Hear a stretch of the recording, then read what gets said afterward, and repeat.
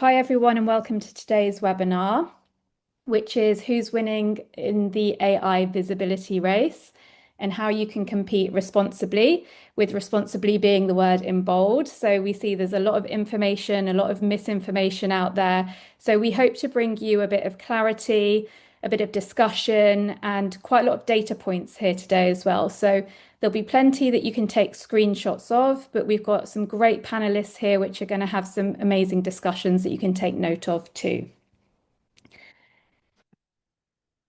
So my name is Adele. I'm Director of Product Marketing at Similarweb. I work on our market research, marketing, AI search solutions, and I'm very lucky I get to work with some great people in the industry.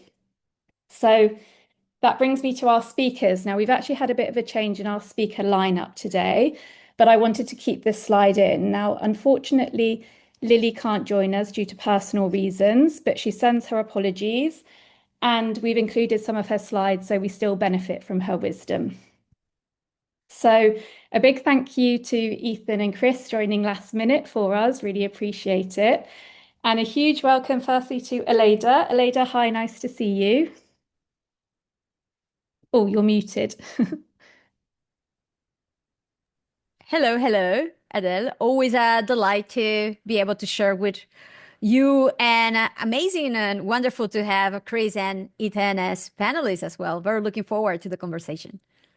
Good, yeah. And just to give, I'm sure Aleyda needs no introduction, but she's an international SEO consultant. She's founder of Aranti, founder of SEO FOMO. She runs events. She speaks at events. She's one of the biggest, kindest, and most impactful voices in our industry. So, Aleyda, we all appreciate you.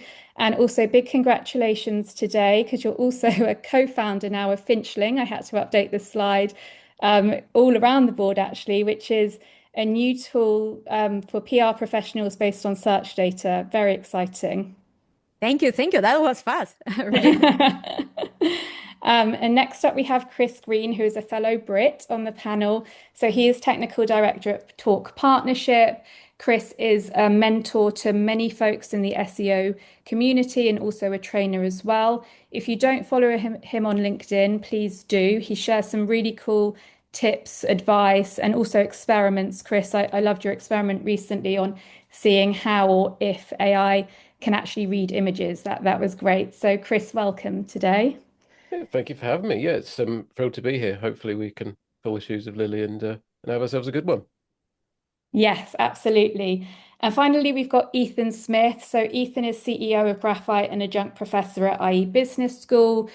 Ethan, quite a few months ago, was featured on Lenny's podcast speaking about all things AEO, which became quite a seminal moment and piece of content in this industry. If you didn't listen to that, go and check it out. Also, make sure you do follow Ethan because he shares loads of cool data studies using a lot of Similarweb data. So thank you, Ethan. And you've got a data science background, which I think gives you a different edge to your voice in the industry. So, and also it's 6 a.m. where you are. So we really do appreciate you standing in last minute. So thank you, Ethan, and welcome. Absolutely. My favorite way to start my day is talking about answer engine optimization and similar web data. So I'm excited to be here. Perfect. Okay, great. So let's get on. Um, we've had quite a few new people join us since we've done the introduction. So welcome to everyone new. Today we've got a packed agenda. We are going to be doing a bit of scene setting. So checking out some of the latest data in AI search to make sure that we know what's going on in the market, how big it is, how much it's growing. We're going to look at how LLMs actually find brands to recommend. So what is that process that you need to understand before we start looking at the brands that win? Then we will look at the brands that win and the reasons why they win. And then we'll have a nice panel discussion on how to actually win and get some great input from our panel here today. If you have questions, please do post them in the chat. We will try and get to them at the end, but there's a lot of you here, so we'll see how we go. So scene setting. LLM, the AI bubble has not burst. This is our latest data at Similarweb about how the industry is growing. Now, obviously, not all LLM usage is related to search. We're just looking at the overall pie here. So web visits are up 82% year on year, unique visitors up 64%. And when it's not native apps, we tend to see the app trend come later, which we see here. So app downloads have grown over 300%, which is absolutely massive. That's the one to watch in the coming year. But there's a but always. The gap between Google and these LLMs is still absolutely huge. So if you're thinking of putting all your eggs in an AEO basket, do consider this graph. Even when people use AI for search, they also still use Google. It's, as Ethan would say, the pie is getting bigger, not changing hands. Having said that, we do have some great big LLMs on our hands. So ChatGPT and Amazon have been kind of quibbling for fifth place in the biggest websites in the world. At the moment, ChatGPT has actually overtaken Amazon and is currently the fifth biggest website in the whole world, only behind Google, YouTube, and the big social media companies. But other LLMs are growing really highly as well. Gemini has been growing exponentially since the Nano Banana launch, and Claude is having its moment at the moment. So Ethan, could you actually did this study? Could you tell us a bit more? Sure. So Claude is blowing up. I don't know how many people are using Claude on this webinar, but it's blowing up specifically since January. And when you ask people, at least in the United States, about this, they'll say, oh, because of the Department of War controversy. But actually, you'll see it starting to grow in January and before the Department of War controversy, which is February 22 to 26. So it's a series of things, which is the Claude Cowork, the launch of Sonnet 4.6 and Opus 4.6. Interestingly, the Super Bowl ad did not seem to have much of an effect. And then you see the Department of War. But basically, it's blowing up. It's blowing up worldwide. It's not just US. It's not just because of this one-time controversy thing. It's because of several launches. And you'll see that where the sessions are up 375% March 20 versus January 1. So it's up massively and very quickly and arguably sustainably, since it's as a result of a product launch. And then you're also seeing new types of behaviors, which is people using it for work and creating things. So half of prompts on ChatGPT are asking searching related prompts, but we're seeing more and more doing related prompts, which is write this email, make this thing for me. And so we're seeing this massive shift in Claude specifically, and I think for work and creation related use cases. Yeah. I actually only use Claude for work and usage. I've never asked it a search-related query. It's strange how your user behavior gets stuck on certain LLMs for certain things. And speaking of user behavior and engine behavior, this graph shows how user adoption of LLMs is going up. That's the orange, and the blue is showing outgoing referral traffic from the LLMs. Now, throughout 2024, 2025, this was growing a lot, and we thought that maybe this could be a new channel that marketers could rely on as an extra channel, a traffic boost. Now, the traffic that does come from AI tends to be very engaged, and especially when it goes to transactional sites, it converts very well. We've done previous studies on that, but there's not much of it. I think brands are kind of lucky if it goes over the 1% of their overall channel mix at the moment. And because it's plateaued and even flatlining and declining a little bit, we don't see that traffic growing as a metric, a really important metric. And so in terms of actually metrics that businesses should track, Aleyda, you've done this study, and I think looking at the core business KPIs versus directionally helpful is a great way of looking at it. Could you give some advice to the folks here today? Indeed. So traditionally in search has been a performance led type of channel, right? And we have treated it like that. We have been also using for a long time traffic as a core KPI, in many occasions also as a final goal as well of our SEO processes. And the more AI platforms grow and mature, we more realize that that is not necessarily as let's say accurate to do or healthy to do or balance and impactful to do in any case for AI platforms, because now there is a branding layer that has also an important impact in the decision-making process, in the customer journey, and so on, that can have a lower or bigger influence depending on the side business model as well. So in any case, what it is critical is to open up and becoming much more flexible to integrate different type of KPIs and have a blend that actually makes sense based on your own context, right? So, for example, if you're in e-commerce, and we'll have now the on-click purchasing direct integration with online stores and agentic commerce in our platforms, yes, it makes sense to continue having more performance-driven type of KPIs. However, not necessarily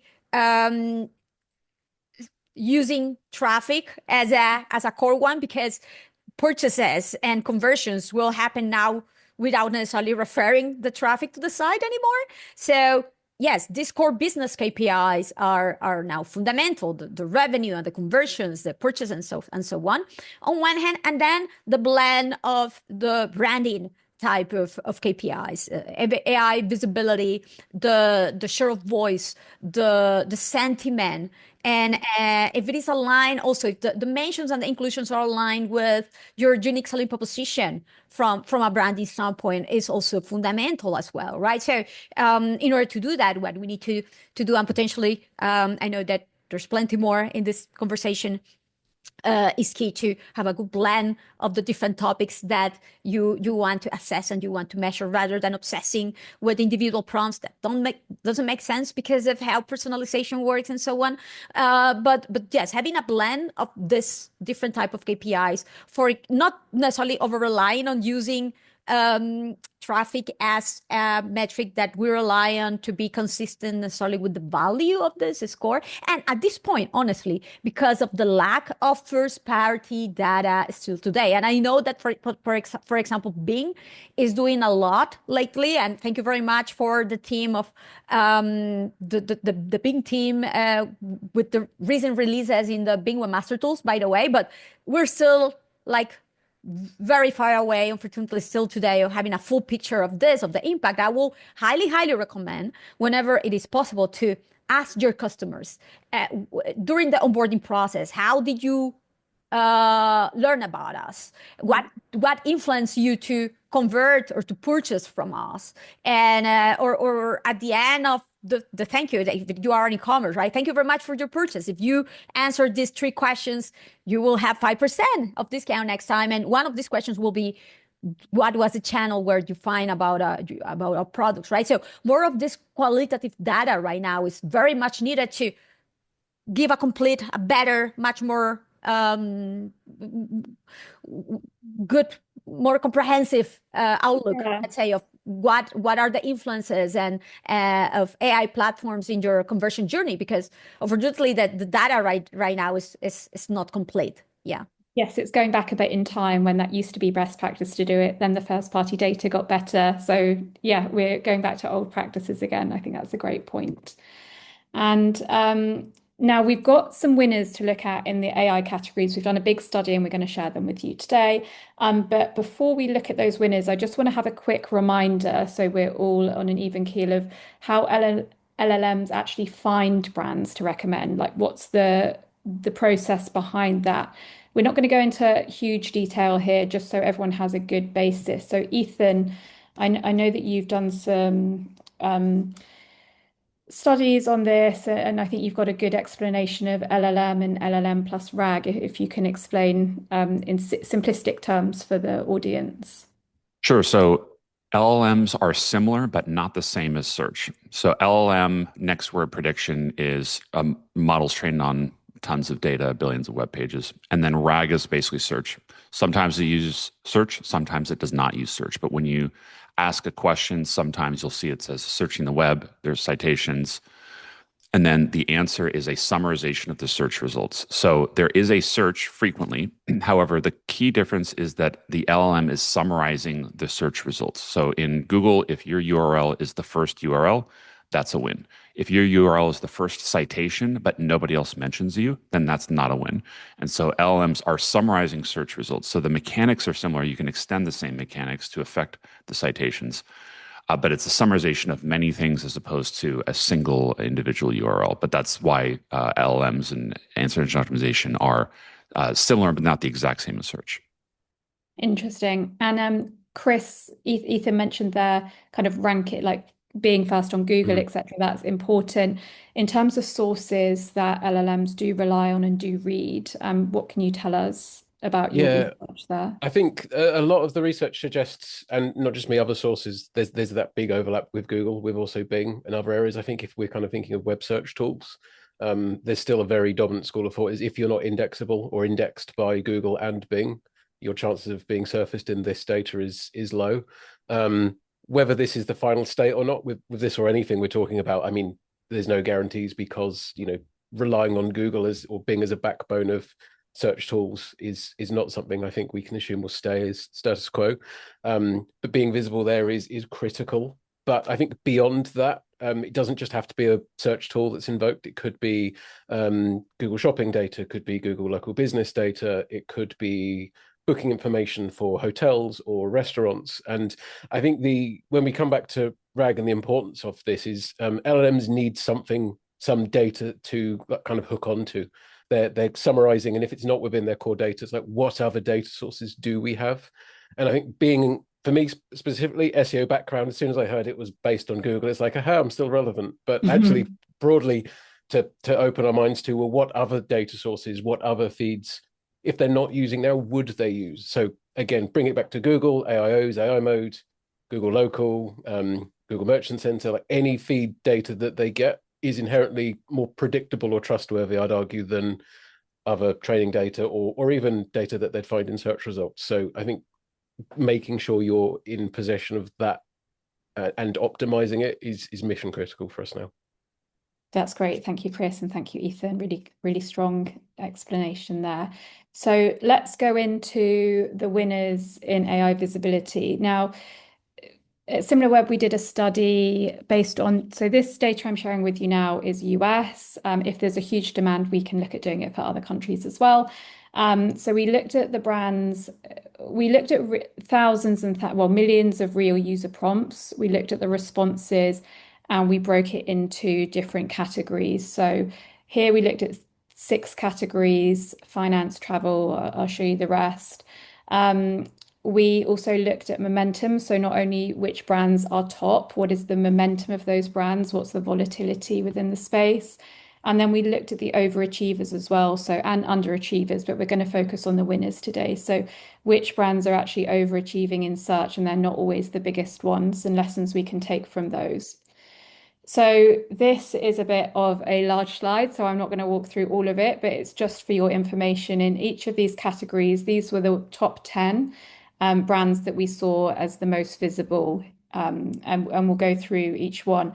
The only one that we're not going to go through in any detail is news and media, largely because this is quite a difficult outlier of a category. Many news and media brands actually block LLMs from training, from live retrieval, because content is their proprietary product. So having that available on an LLM isn't an exact great value exchange like it is with Google, which usually results in a click. So that category is a little bit of a strange one at the moment. Brands like Reuters and The Guardian, they do have deals with OpenAI, so they're a lot more visible than some of the others. So I'm going to look at finance first of all. So we see that Chase, which is obviously a huge brand in the US, leads a relatively traditional pack. And when I say traditional, we looked at actually how old each of the brands were. There's various different ways in looking at what makes a brand successful and big here, but there was only 3 brands that were created post 1990s. The rest are far more established brands. So PayPal, Stripe, and NerdWallet. And NerdWallet is probably the most interesting one because it is more of a content-rich advice site. So that's doing very well, and that's the kind of content that we do see rewarded within LLMs.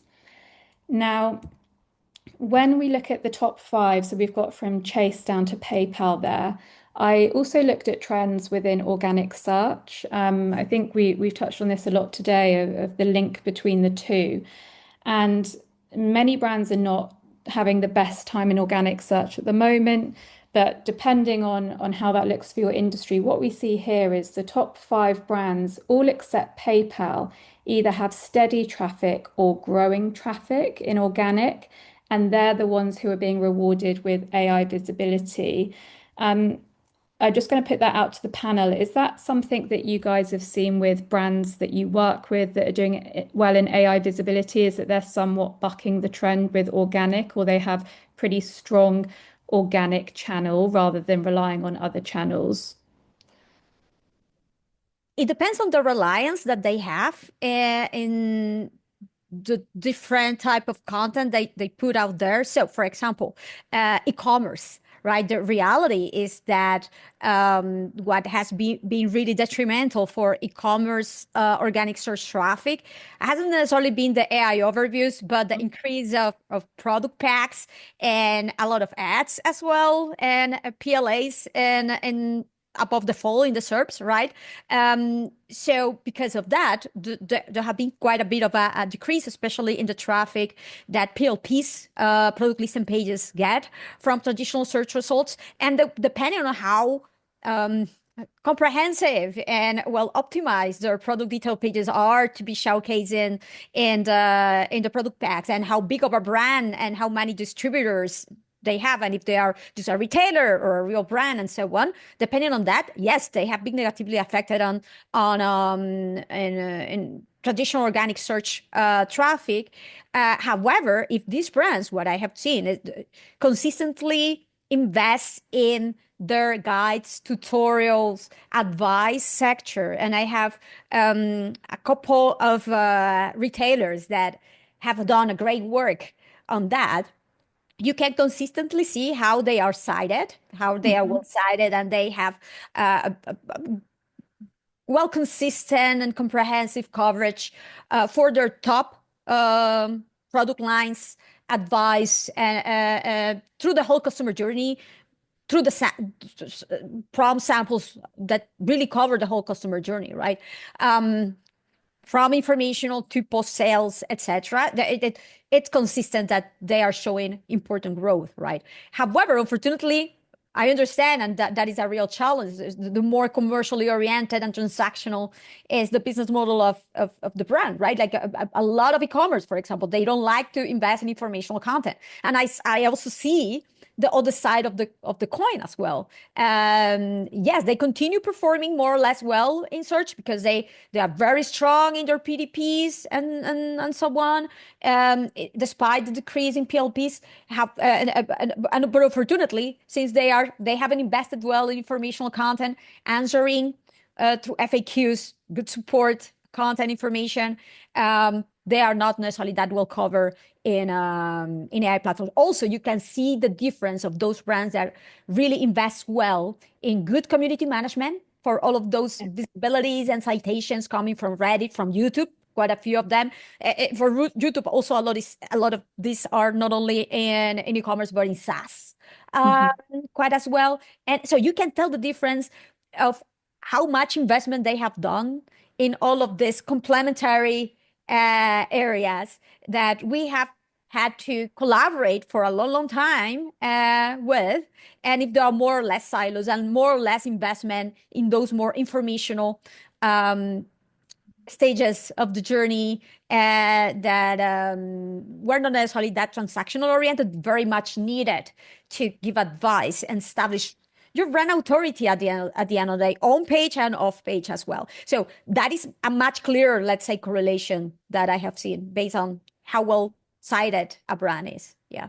Yeah, and I think it through looking at these studies, we've seen a difference in categories as well. So actually in finance, we also looked at some of the bigger brands that are not there, that not featuring as highly in AI visibility, and actually their SEO has been going down. So in some categories, there's a really strong correlation between your SEO performance, your AI brand visibility. We're going to dig into that more and share that in a part 2 of this webinar.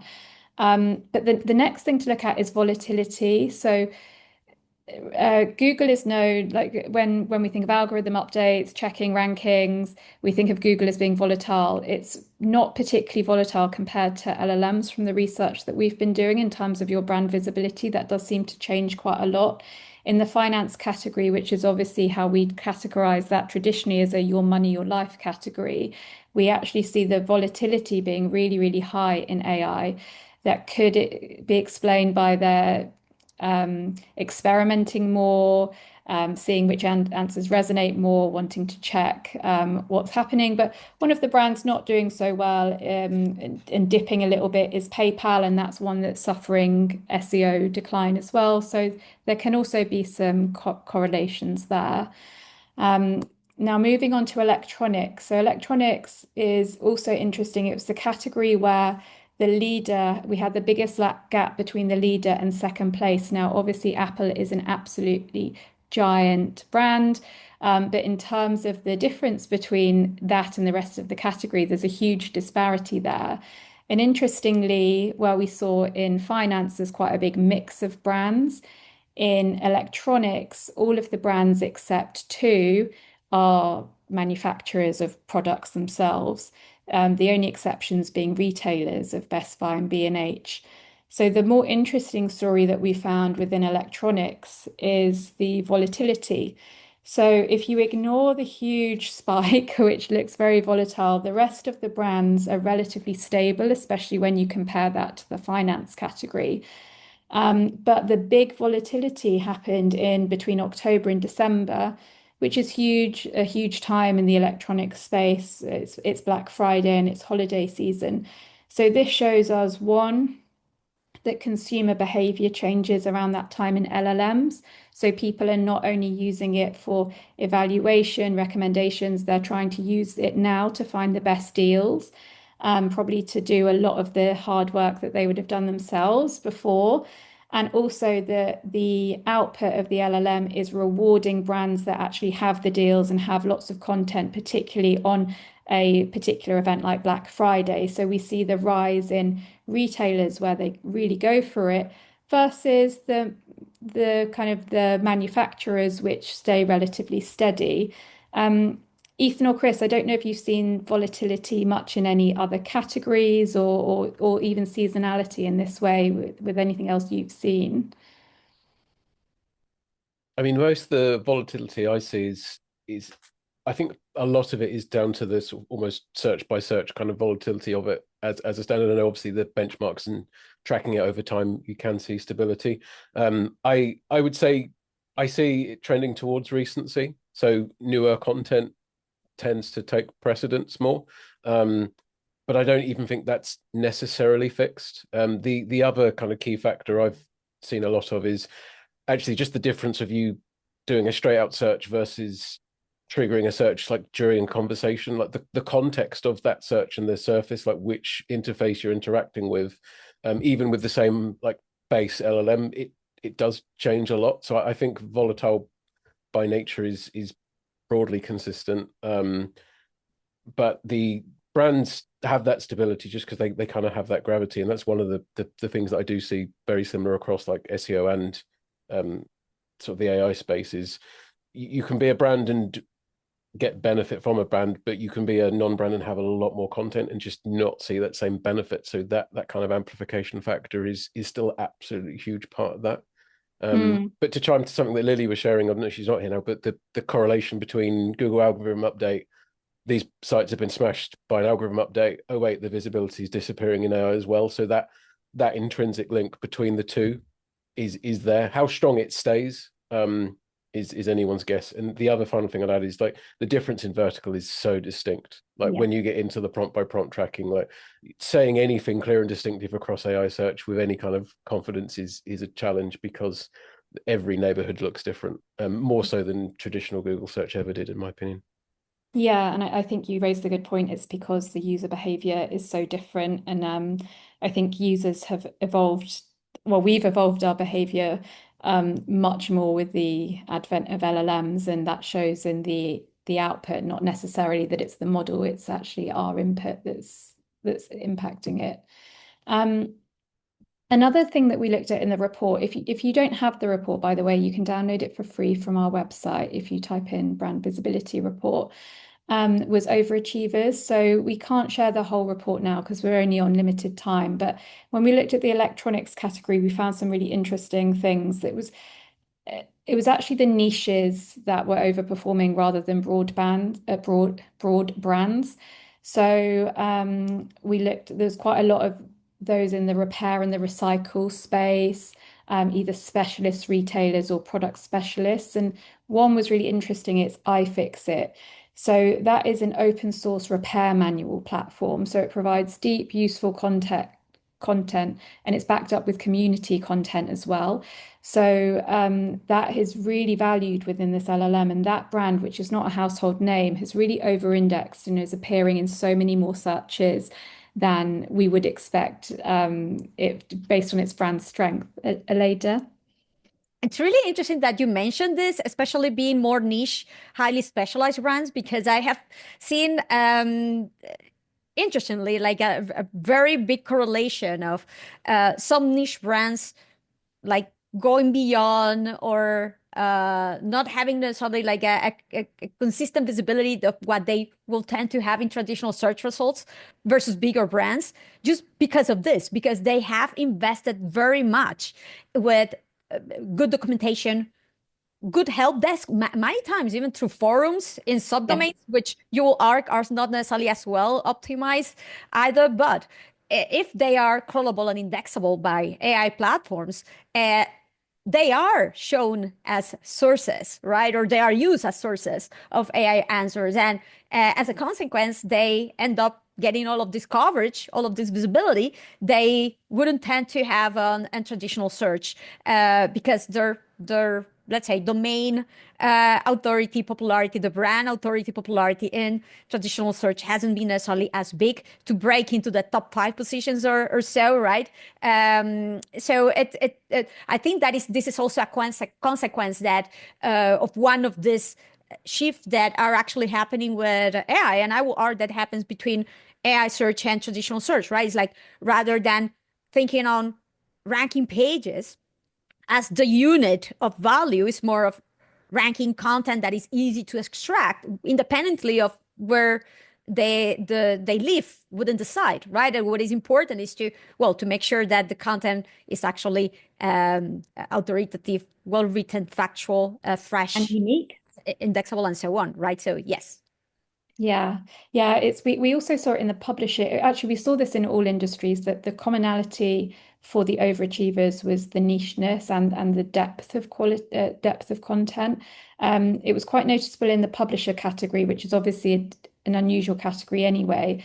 But brands like Science Direct were so much bigger in AI than we thought because they're very, very niche and very authoritative there. We'll look at the other ones really briefly, but travel. Travel has been so disrupted by AI because people are really relying on it to do a lot of their trip planning. So we see Expedia being the most visible, which makes sense because it's across the whole edifice of planning. We've also got a lot of brands in there as well. But the one that's most interesting is maybe TripAdvisor, which again is a community driven. It features actual reviews, and that's something that we know that LLMs value. Beauty, it's a mix between skincare and makeup, but skincare tends to dominate. And again, that's driven rather than by the output, that's driven by the input. We saw far more prompts within this area about people asking advice on skincare.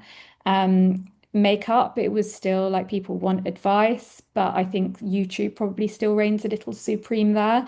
So skincare, like very bespoke advice, that really reigns supreme. And then fashion was also very interesting. Now, Aleyda talked a lot about e-commerce and the space.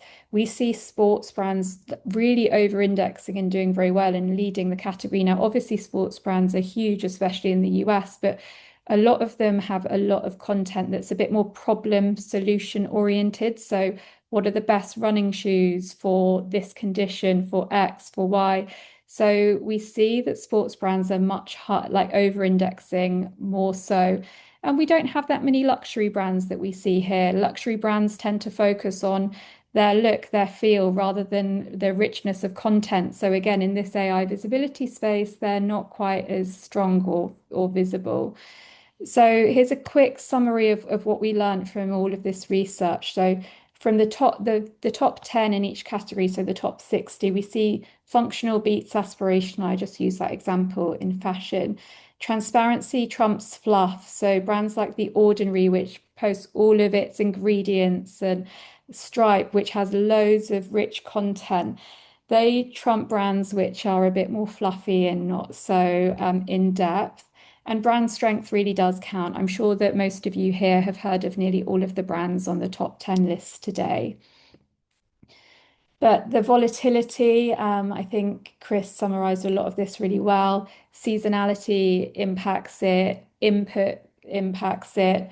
It really varies on the category itself. And early visibility is no guarantee. Just because you're visible, you shouldn't rest on your laurels. People will be asking different questions. The engine will be giving different outputs. It really is quite a volatile space. And the overachievers, I think Aleyda touched on lots of these points, but it's the ones who are focused on answer-shaped content, so educationally rich, unique, community trusted or community led, where you're encouraging conversation on your site, your subdomain, wherever that may be, and niche. So sometimes we're told to really just cover topics, broader topics. Actually doubling down on your niche really does pay off. We see that, and that's where you can be a specialism. So it's quite open season, and now's the time that you can really impact these models. So let's turn over largely to our panel now of how to actually increase your brand visibility in AI, obviously without damaging your SEO, because we do see right now the two are intrinsically linked. What we found from our study in a very simplistic way is that AI favors brands that are easy to recommend with confidence. So they're functional, they're transparent, they're authoritative, and they're not just legacy. And I know, Chris, when you saw this slide, you had a couple of elements to add that you've looked at from your research. Absolutely. Yeah. So one of the most surprising things that came out of the work I've done is press sections from websites ended up being surprisingly visible, especially relative to their success in organic search. And when we dug into that in a number of occasions, one of the key parts around it is the press section had details and facts, often not like formatted in the best way, I guess, for your standard kind of customer, but we saw that detail, that information, it's very kind of declarative, very kind of easy to understand and extract. And a lot of, I guess, branded terms were done away with. So firstly, just the inclusion of a press section often is implicit that you're press worthy. It doesn't work for everyone, but that's a kind of a signal in its own right. But the content within that worked very well with the right declarative kind of language, with the right specificity. And it's ultimately very functional. And we've, in a lot of scenarios where we've rewritten content to be slightly more functional, not kind of robotic, but just, take out the kind of the gray and just made things absolute. We did see some fairly noteworthy differences that did tend to endure as well. It wasn't just kind of like quick hit sort of change and gone. They're small, but they are kind of profound changes the more you look over it. And even when you consider like which URLs ChatGPT considers for an answer versus the ones it actually cites, like that, you can tell the differences in that content as well. Is that, just because a search tool's returned it doesn't mean it's the most citable. Like that construction of that content and that closeness to that original query are still really, really crucial. That's so fascinating. lean in that direction. Yeah, I hadn't heard that about press sections of the website before. I think that's something that probably everyone can take away. And actually, speaking of press and PR, Aleyda, you've got some advice here for everyone. It ends on the PR side of it, but it'd be great if you could talk through this.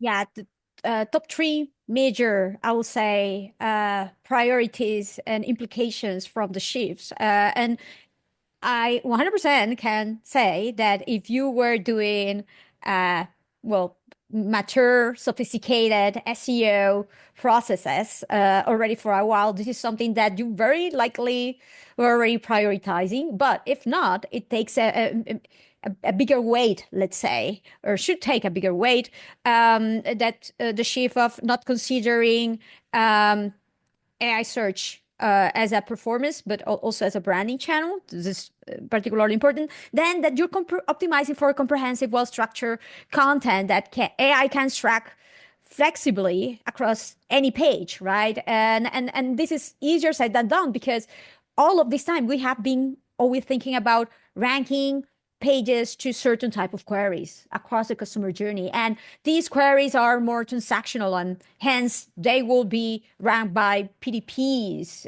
not by guides, right?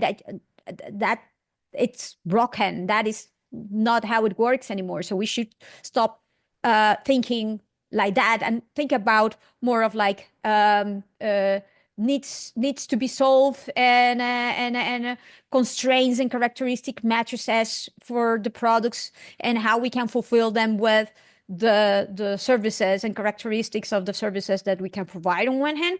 And then on the other, something that should be highlighted further is that the capacity of AI platforms to render content that to support client-side render JavaScript is not the same as traditional search. I have seen many, especially certain type of bigger companies still over relying on client-side render, reviews, Q&As, FAQs, implementation of structured data, and so on. So if you want a lot of that content to be surfaced and to serve and to have a weight in AI search platforms, it is important to reprioritize how you were optimizing to serve a lot of your content better in server-side render on your website. And finally, the weight of third-party citations, right? Again, this is something that we should have been doing already for a while, but we were still thinking about backlinks pretty much, and that is a reality, right? Give it this extra weight to backlinks. Now that very minor, what you consider minor type of reference or citation, but coming from Reddit or YouTube or LinkedIn or Instagram as well, can have a major role for a particularly impactful question at the commercial stage of the journey, and negatively influence the decision making process of a user as well. So it is important to align the work that we do with all of these other areas to ensure that we communicate well, we prioritize what is actually more impactful in the different verticals where we are optimizing for the different product lines, and what it is mentioned about us actually consistent. In that case, it's like pretty much what Ran has mentioned in the past of our work is like, we need to optimize everywhere now. It's like not only on, and realistically, again, this is something that we had been complaining for such a long while about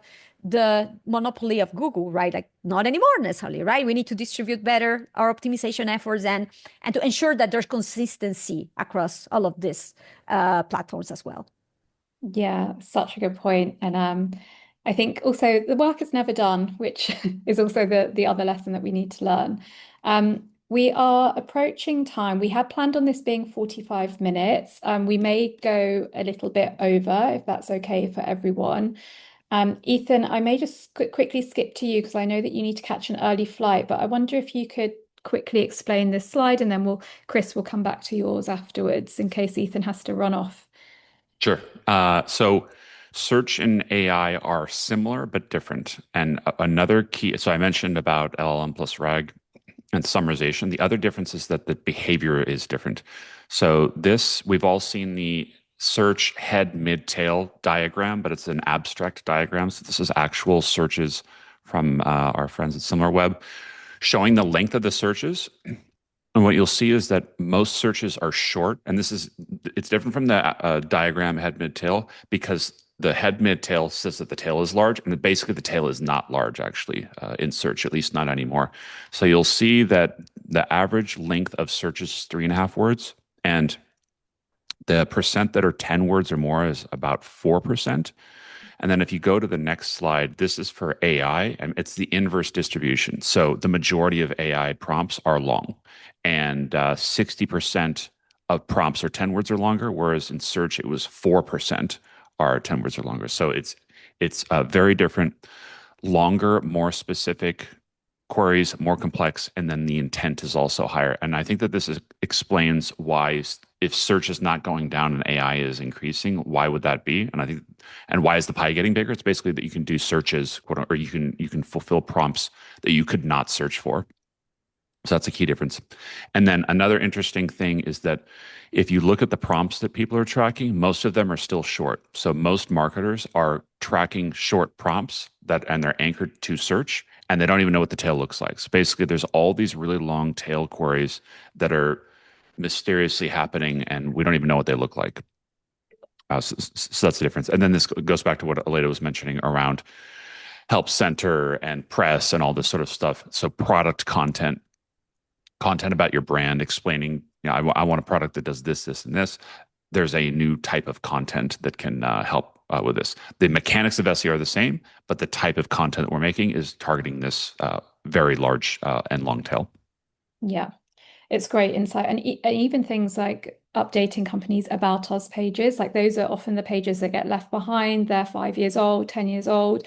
Updating all of those to be really representative of your brand and being richer and telling more of a story, I think can really impact. Thank you, Ethan.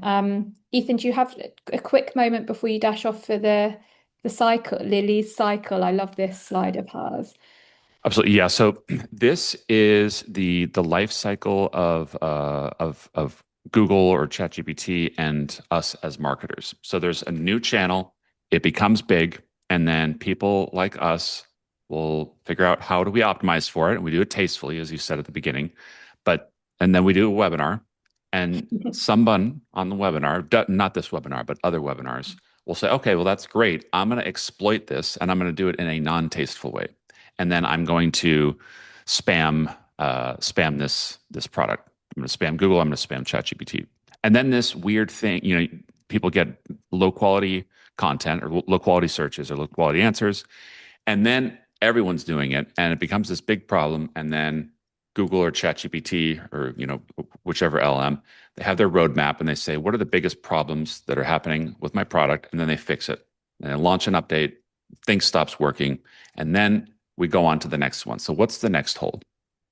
And then we tastefully do it, and then somebody else distastefully does it. It becomes a problem, and then once again, that's fixed, and then we go on to the next problem. And so it's this cat and mouse game where find the next problem, do it tastefully, do it distastefully, problem gets solved, and then go on to the next one. But the life cycle of Google and ChatGPT and marketers. The question I believe that we should all ask about this is like, literally, why we will want to throw all of this effort into the garbage, right? Like as soon as we are caught up, what is the point, right? I believe that, funnily enough, and it's true, it's like there will be always opportunities to trick search engines. And I have been doing SEO since 2007, so it blows my mind to think back of what was possible and far easier to manipulate when I started doing SEO, right, with Google, and how much more sophisticated it is now. It is much more worthy to invest in the thing that will continue playing an important role in the long run, not only for a particular channel, but across all of your channels. Because something that you mentioned very well, Adele, is like, why would you do something to win something in AI search that right now is not there as mature as it will be in the future, very well, but not right now, and hurt what is bringing right now 80% of your revenue and conversions? Why? It doesn't make sense, right? We need to be responsible. We need to think holistically and strategically, and how we will align. I should align the different efforts that we do across all of the channels that are marketing at the end of the day. So whatever we do across all of them should very much correlate with that, like good marketing, good user experience, understanding our users and showcasing and connecting with them in different ways that different platforms allow and different algorithms, but always, well, making the most out of what is possible under what is actually applicable and not against their guidelines, because it will backfire us in a really, really bad way, right? So I believe that it is completely possible and doable to do it well in the first place. And there's no need, definitely no need of this at all, indeed. Yeah. Well, let's see if this continues. Lily predicts it will. And I think let's finish up this section with you, Chris, on how SEO and GEO teams can and should work together.